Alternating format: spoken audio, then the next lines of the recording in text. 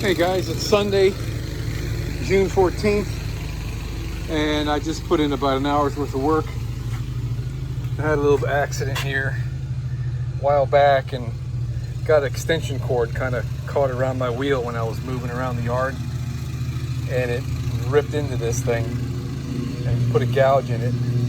So starting out with got a piece of one piece of mat and about 4 layers of woven and epoxy resin, and then I put wax paper over the top of it so I could kind of manipulate it. The wax paper ought to just pull right off tomorrow after the stuff is cured. If not, I'll have to grind it off, but I'm pretty sure it'll pull right off.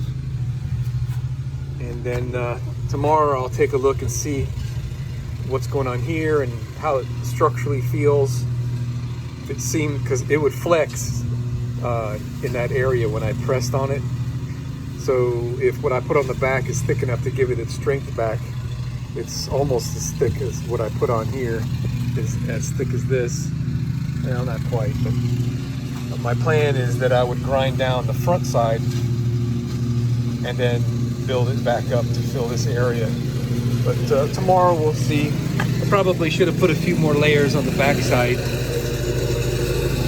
To be honest with you, that would have been a good idea because it's kind of thin right here.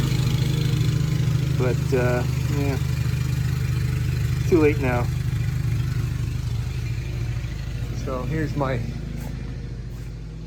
leftovers. It's already setting up. Starting to anyway. So we'll see how it goes. If I think it needs more, I'll grind it down and build it up further on the back side. And so what we're doing is we're getting ready to do some more painting. I'm going to paint the water heater grill, which is going to be back in this area someplace. And I'm going to paint this area after I get it all touched up. And the door right here for the propane tank. So I want to get all 3 of those things ready before I start mixing paint, so I won't waste so much. I don't have that much leftovers. So yeah, I should have put more, built it up. I should have put about 4 or 5 more layers on the underneath side there. Dang it. But oh well. All right, we're a couple hours into this and came out here to check it, and then I started peeling. I thought, well, let me come out here and video this thing. So you could see where the wax paper just peels right off. All right.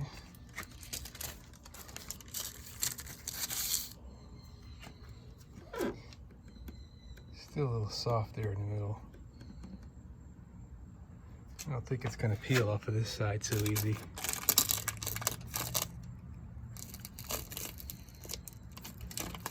Really, yeah, I'm going to let it set a little longer. It's not completely hard, but it is peeling right off, so that's great.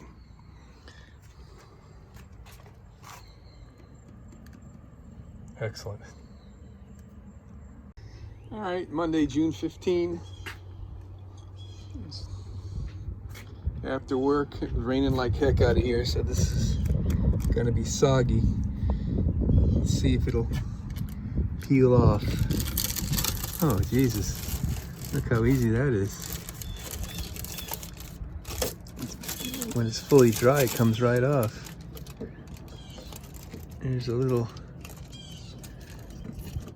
piece of it right there.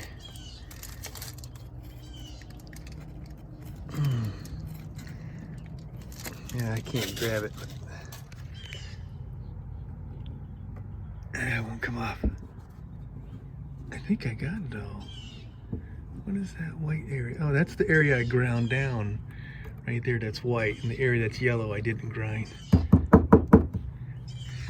So, that's strong enough right there. I'm happy with that.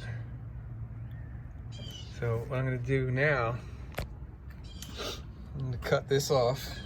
Not right now because I got to go to the store, but I'm going to cut this off, sand and grind. All right, this will need a little bit of Bondo in that corner, too bad. And they'll be ready for paint shortly. Great job, huh? Neat trick with the wax paper.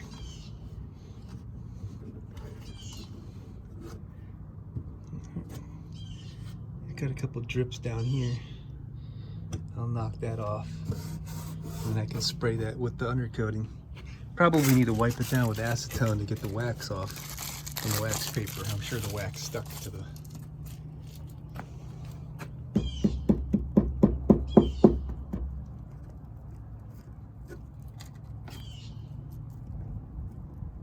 Yeah, good enough. Excellent.